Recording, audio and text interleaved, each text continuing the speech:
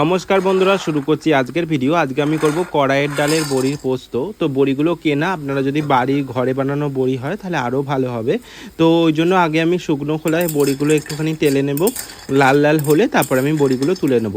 রান্নাটা কিন্তু খুব তাড়াতাড়ি হয়ে যায় এবং খেতে অসম্ভব সুন্দর লাগে। যারা একটু ঝাল পছন্দ করেন একটু ঝাল ঝাল করেও করতে পারেন, খুব ভালো লাগে খেতে।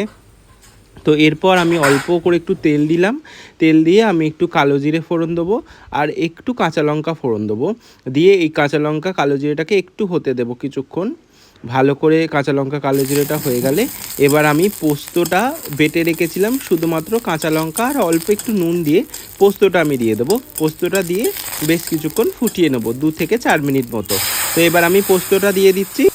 পোস্তটা দিয়ে আমি পোস্তটা কিছুক্ষণ নেড়ে নেবো। আর পোস্তটা যে বাটিতে আমি বেটেছিলাম সেই বাটিটা জল দিয়ে দেবো বেশ খানিকটা নিয়ে, কারণ কি পোস্তটা একটুখানি সেদ্ধও হবে। আর যেহেতু বড়ি পোস্ত, বড়ি কিন্তু খুব জল টানে, তো একটু জলটা বেশি করেই দেবেন, তাহলে রান্নাটা খেতে ভালো লাগবে। নাহলে খুব রান্না বড়িগুলো খুব জলটা টেনে নিলে একদম লাগা লাগা হয়ে যায়। তাও পরে গিয়ে একটু লাগা লাগা হয়ে যাবে, কিন্তু খেতে ভালো লাগবে, যাতে বড়িগুলোর রসটা পুরোপুরি টানতে পারবে যদি জলটা একটু বেশি করে থাকে।